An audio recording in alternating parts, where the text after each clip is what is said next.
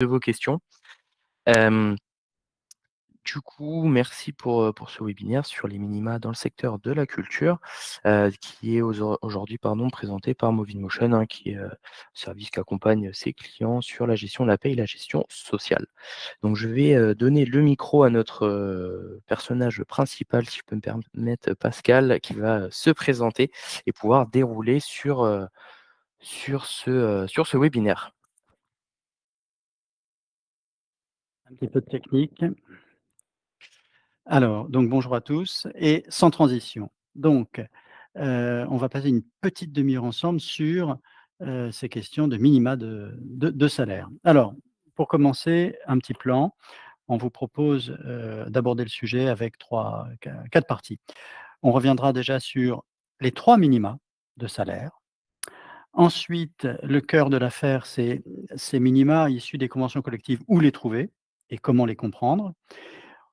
Ensuite, on fera un rappel évidemment sur la question de l'extension des conventions collectives et plus précisément des accords salaires. Vous savez qu'il y a, un temps entre le moment où un une convention collective ou un texte est négocié et le moment où il est d'application obligatoire pour l'ensemble des entreprises de la branche. Et puis, on vous a concocté 3 ou 4 questions particulières. On verra ça tout à la fin. Alors, les 3 minima de salaire, très simple, vous les connaissez. Le premier, le SMIC, salaire minimum interprofessionnel de croissance. Il existe depuis 1970. À ce jour, sauf erreur, il doit être de 10,88 € brut de l'heure. OK, c'est le minimum légal. Le deuxième, le minimum conventionnel, c'est-à-dire le minimum qui a été le minimum du salaire, négocié, au sein d'un secteur d'activité dans une convention collective, le minimum qui s'applique pour tel ou tel poste. Et puis le troisième, eh bien, c'est le minimum qui a été négocié dans le contrat de travail. C'est les minimums contractuels. On ne peut pas descendre en dessous du minimum qui a été négocié dans le contrat de travail. Donc 3 minima, le légal, le conventionnel et le contractuel. Alors, quelques rappels sur le SMIC.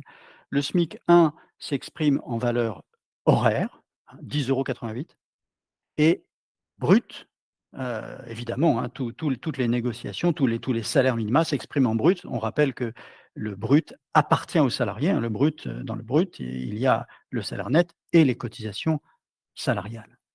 Deuxième point, le SMIC est réévalué en fonction du coût de la vie. On l'a vu, hein, ces 2 dernières années au regard de l'inflation. Il a pu, de mémoire en 2003, évoluer plusieurs fois durant l'année. Et puis, là aussi pour information, le gouvernement peut décider de ce qu'on appelle donner un coup de pouce pour réévaluer, le SMIC. Bien. Quelques questions. Alors premièrement, le SMIC, c'est le seuil en dessous duquel on ne peut pas descendre. Donc dès lors que le SMIC augmente, si d'aventure le salaire d'un salarié suite à cette augmentation, venait à passer en dessous du SMIC, l'employeur doit automatiquement réajuster le salaire, hein, déjà.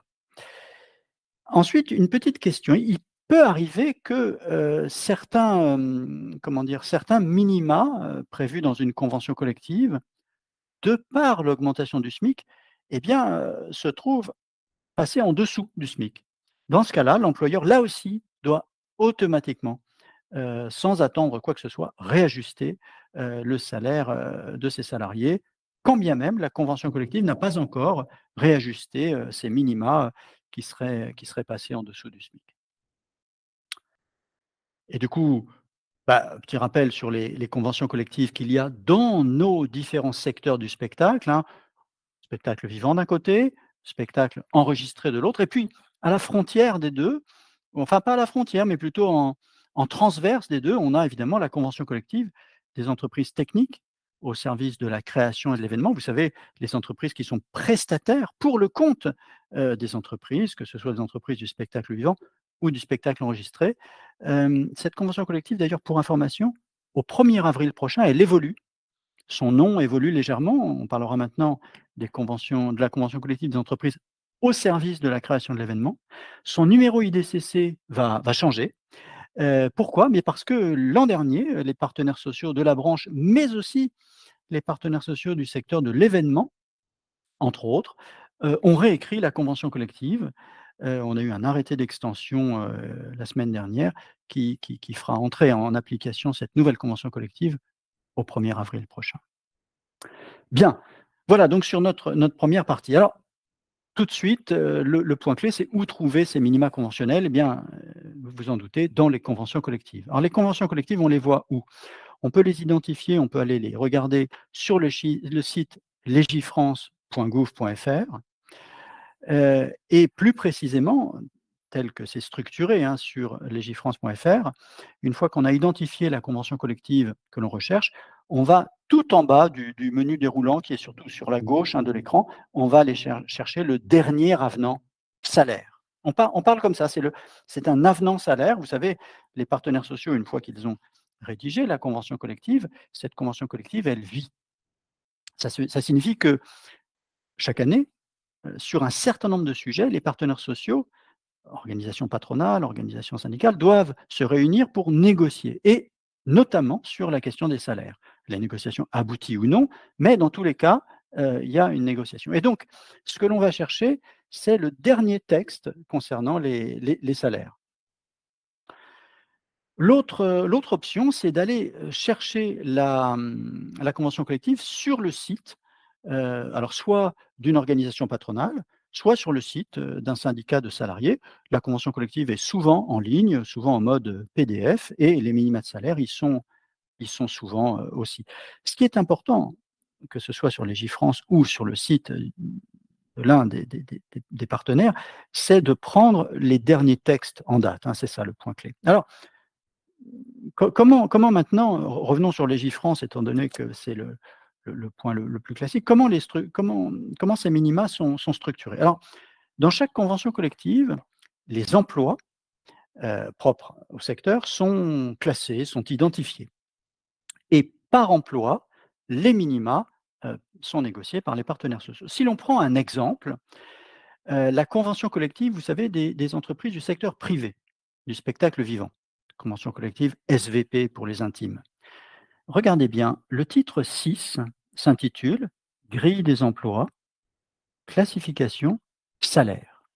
Eh bien, on a effectivement un article qui explique comment les emplois sont structurés, comment ils sont classés, et un article qui indique les minima de salaire, qui sont donc, on l'a vu tout à l'heure, a priori réévalués chaque année.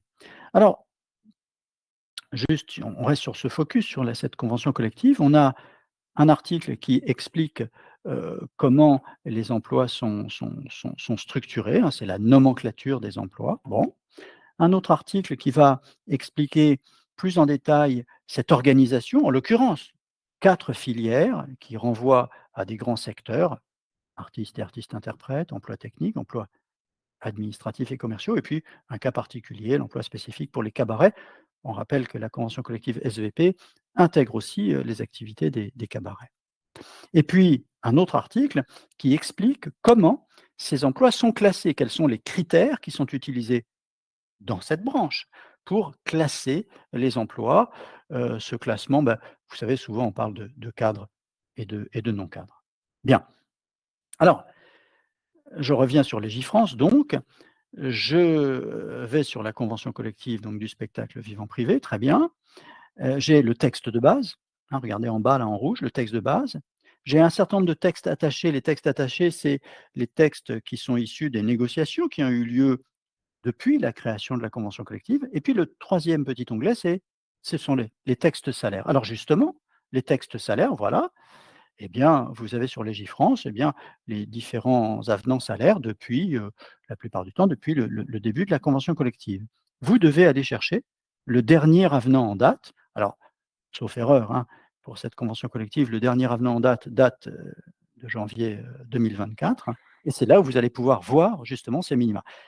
Attention, précisément sur cette convention collective, vous savez, il y a 6 annexes qui renvoient à des sous-secteurs, les théâtres fixes, les entrepreneurs de tournée, le secteur du cirque, le secteur des cabarets notamment. Donc identifiez bien, vous devez connaître l'annexe dont vous relevez pour aller chercher les bons minima.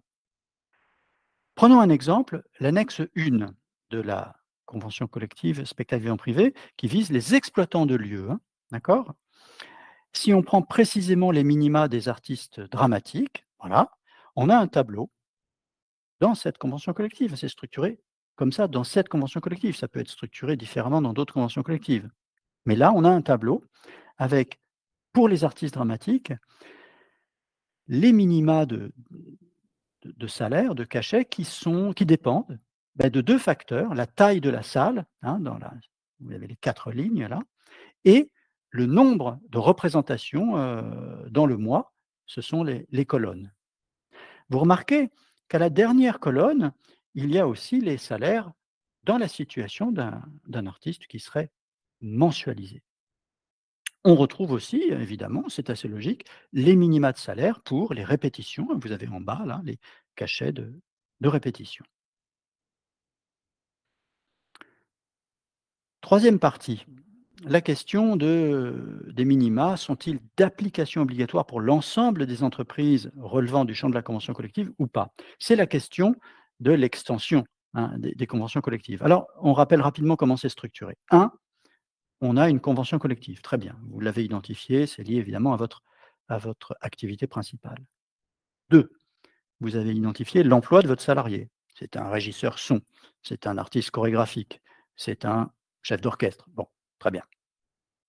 Vous allez chercher donc le dernier avenant relatif au salaire minima, comme on vient de le dire, vous allez le chercher. Et ensuite, eh bien, 2 situations. Soit l'avenant n'est pas étendu, c'est-à-dire que le ministère du Travail n'a pas signé d'arrêté d'extension qui rend obligatoire l'application de ce texte pour l'ensemble des entreprises du champ. Donc l'avenant n'est pas étendu. Première situation, vous êtes adhérent d'une organisation patronale qui a été signataire de cet avenant. Vous devez respecter les minima négociés. Deuxième situation, vous n'êtes pas adhérent de l'organisation patronale signataire du dit avenant. Vous n'avez pas d'obligation. Deuxième situation, l'avenant est étendu. Il y a eu le ministre du Travail qui a signé l'arrêté d'extension de cet avenant salaire. Dans ce cas-là, que vous soyez adhérent ou non de l'organisation professionnelle signataire, vous avez l'obligation de respecter ces minima. Le système de l'extension des conventions collectives et des différents textes, et ça vaut pour tous les textes d'une convention collective, pas uniquement bien sûr les salaires. Et on termine, on vous l'a dit tout à l'heure, avec trois petites questions particulières là. Que faire s'il n'y a pas de minima pour le poste occupé? Que faire si l'emploi n'est pas répertorié dans la convention collective? Et quid de cette notion de 12 heures pour les cachets? Alors commençons par la première question. Que faire si, pour le poste occupé, vous souhaitez recruter un metteur en scène, par exemple, dans le spectacle vivant, et il n'y a pas de minima. Dans la grille des salaires, l'emploi existe, mais il n'y a pas de minima. Alors ça arrive pour les fonctions d'encadrement. Dans l'audiovisuel, on voit ça souvent pour le réalisateur, mais dans le spectacle vivant, ça peut être le cas pour le metteur en scène. Il n'y a pas de minima négocié. Bon, il n'y a pas de minima. Donc le salaire minimum, c'est le SMIC. Logique, on ne peut pas descendre en dessous. Mais étant donné l'emploi structurant, en fait, pour un spectacle en l'occurrence, la plupart du temps, les salaires sont négociés évidemment de gré à gré, au regard, si je puis dire, du secteur, du marché. Mais quoi qu'il en soit, s'il n'y a pas de minima pour le poste occupé, mécaniquement, c'est le SMIC qui doit être au minimum respecté. Deuxième point, vous embauchez quelqu'un sur une fonction, sur un emploi, qui n'est pas répertorié dans la classification des emplois de la convention collective que vous appliquez. Alors là, ce qu'il convient de faire, c'est de faire un parallèle avec un emploi qui serait répertorié dans votre convention collective, un emploi qui serait au plus proche de l'emploi du poste pour lequel vous recrutez la personne, de manière à identifier des fonctions qui se rapprochent de cet emploi non répertorié, et de manière à respecter un minimum qui soit au plus proche de la réalité. Et dernière question, le cachet ne doit-il pas toujours être égal au moins à 12 fois le SMIC horaire? Alors, le cachet, donc on parle des artistes du spectacle, hein, déjà, musiciens, comédiens, danseurs, effectivement, qui sont payés au cachet, hein, hormis bien sûr pour les artistes qui seraient mensualisés. Le cachet, on rappelle que c'est un forfait et qu'il est déconnecté du temps de travail. Donc il n'y a pas, le cachet, il n'est pas, identifié, il n'est pas négocié par les partenaires sociaux pour X heures de travail. Donc la notion de 12 qui, vous le savez, renvoie à la traduction que fait France Travail du cachet pour identifier un certain nombre d'heures, c'est quelque chose qui n'a pas à être, à rentrer en ligne de compte pour la détermination d'un quelconque minima pour le cachet. Le cachet étant déconnecté du temps de travail, on ne peut pas identifier de minima, hormis bien sûr, le SMIC horaire évidemment, et hormis la réalité du terrain. Vous vous recrutez un artiste pour un spectacle et le concert, la pièce dure 3 heures, par exemple. D'accord? Il me semble difficile de rémunérer, enfin, il me semble difficile qu'il y ait un minima, inférieur à 3 heures au SMIC. Vous voyez? Il y a un parallèle qui doit être fait avec le temps de travail effectif. La plupart, enfin, les minima, des cachets des différentes conventions collectives sont, bien au-dessus la plupart du temps de 8 heures, de 8 heures au SMIC. Donc sur la réalité du temps passé, les minima sont évidemment supérieurs au SMIC horaire. Voilà, en version ramassée, hein, ce que l'on peut dire sur le sujet. Je crois, Hugo, on va basculer maintenant sur les questions-réponses.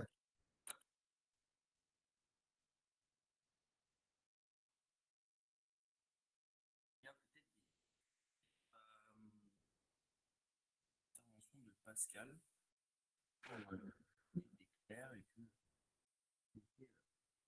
Hugo, je me permets, on ne t'entend pas. Il faut que tu reprennes le micro de Pascal si tu veux parler, je pense. Dans tous les cas, on enverra un mail, un petit mail avec la rediffusion, le support également, hein, pour vous aider pas mal d'éléments. Pas de questions sur le webinaire. Ah, je me permets. On m'entend pas. Je disais, n'hésitez pas à poser vos questions dans le chat.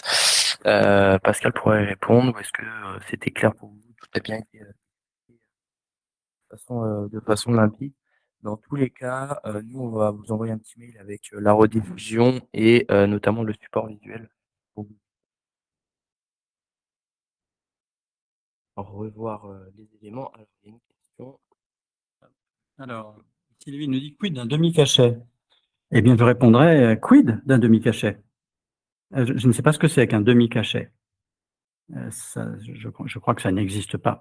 En fait, dans les conventions collectives, les minima de salaire, pour ce qui est des artistes donc, effectivement, peuvent être identifiés au cachet et je crois que le cachet n'est pas, on ne peut pas le scinder. Il n'est pas sécable, hein, je crois qu'on dit ça pour les cachets d'aspirine. Il n'est pas sécable, le cachet. C'est un forfait, hein, c'est ça qu'il faut bien comprendre, hein.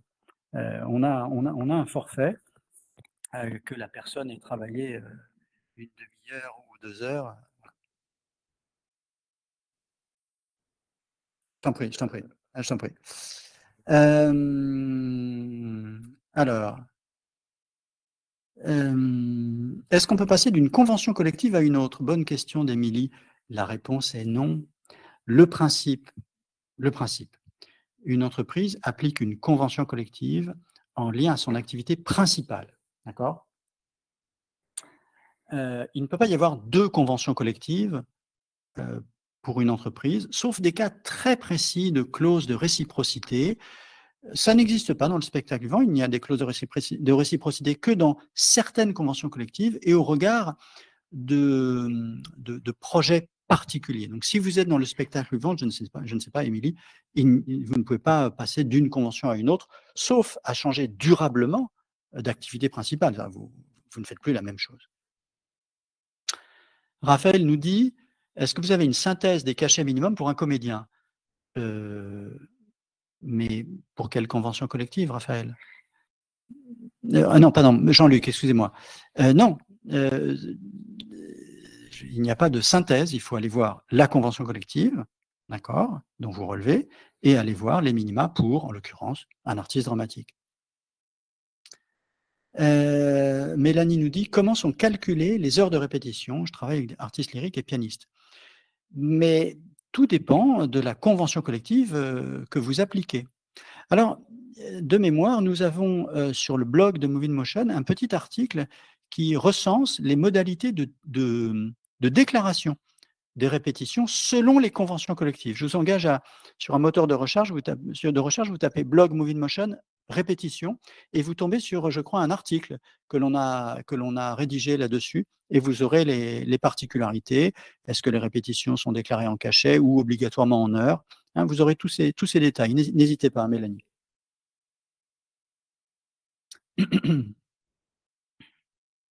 Vincent nous dit: j'ai une question sur comment payer les artistes ou les techniciens en voyage lorsqu'ils doivent aller sur les lieux d'exercice de leur métier. Alors, bonne question. Comment dire? Les conventions collectives, certaines prévoient cette situation où les salariés doivent partir 1 ou 2 jours avant la première date de travail. Et certaines conventions collectives prévoient les modalités d'indemnisation. Hein.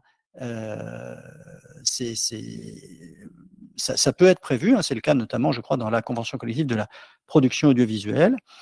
Dans tous les cas, je fais une petite digression, mais on reste toujours en droit du travail. Dans tous les cas, le trajet entre le domicile et le lieu de travail, quand bien même le lieu de travail nécessite de prendre le train ou l'avion, dans ce cas-là, le salarié est couvert. Hein. Je m'explique plus clairement.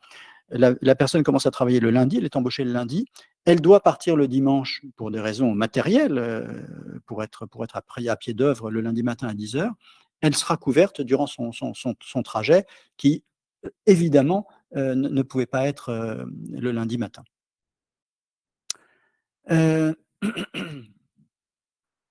Alors, une question de Julie. Ma société est sur la convention collective métier technique, donc prestations techniques, et vous faites du doublage. Parfois, vous faites parfois de l'animation. Est-ce que vous pouvez faire des cachets de doublage pour ces cas particuliers d'animation? Alors, ça renvoie à ce qu'on évoquait tout à l'heure. Le principe, une seule convention collective applicable, déjà. Sauf dans certains cas, il y a certaines conventions collectives qui peuvent avoir des clauses de réciprocité.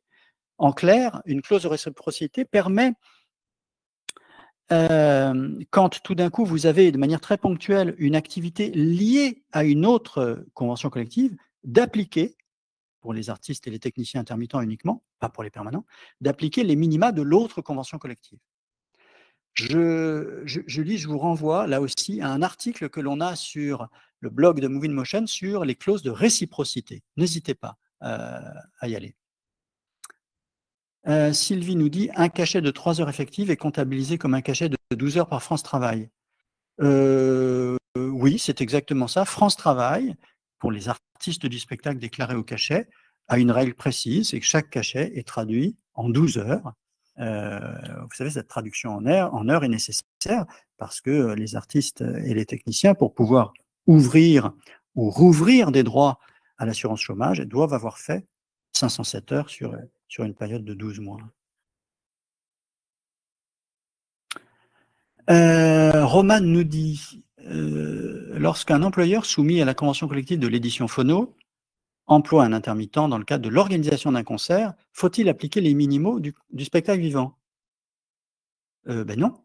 Il n'y a pas de clause de réciprocité entre la convention collective de l'édition phonographique et les 2 conventions collectives du spectacle vivant. Donc les minima à respecter sont ceux prévus par votre convention collective.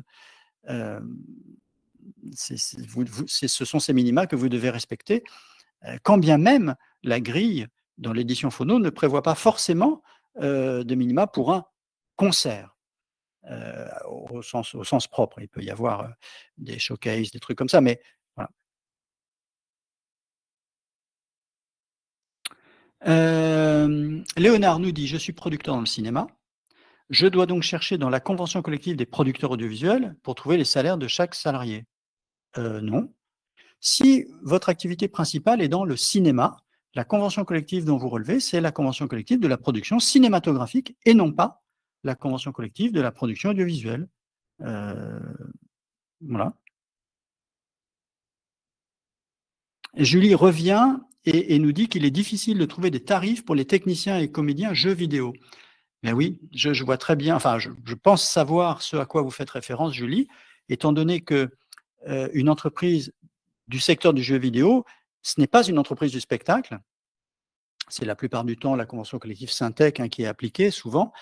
Et dans cette convention collective, il n'y a pas de minima pour les comédiens et les techniciens, c'est vrai. On revient à la question qu'on évoquait tout à l'heure, c'est la situation où, dans la convention collective que vous appliquez, il n'y a pas de minima pour l'emploi de la personne que vous allez recruter.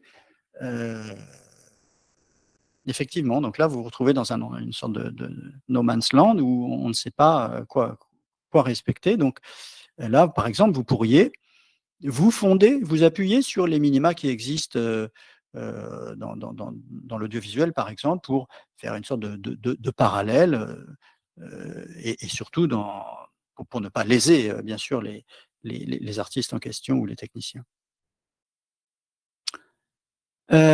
Sylvie nous dit, dans le cas d'un auteur-réalisateur, existe-t-il une proportion obligatoire de répartition cachet-salaire?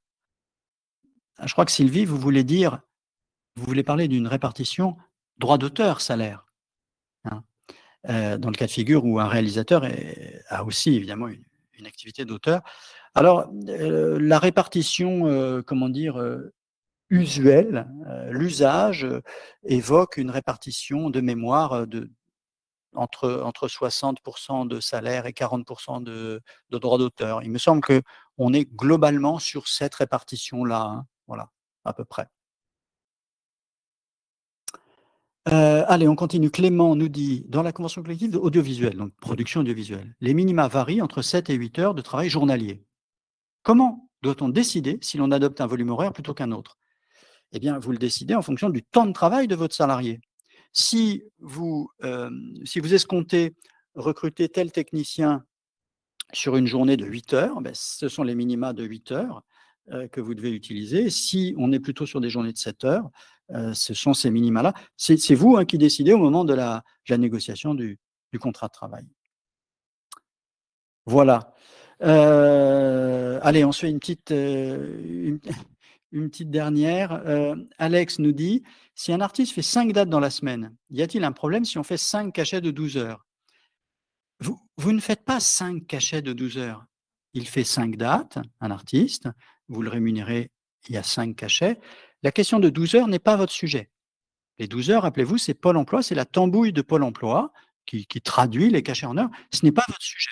Vous rémunérez les artistes en fonction de ce qu'ils ont fait. S'il y a eu 5 représentations, il y aura 5 cachets.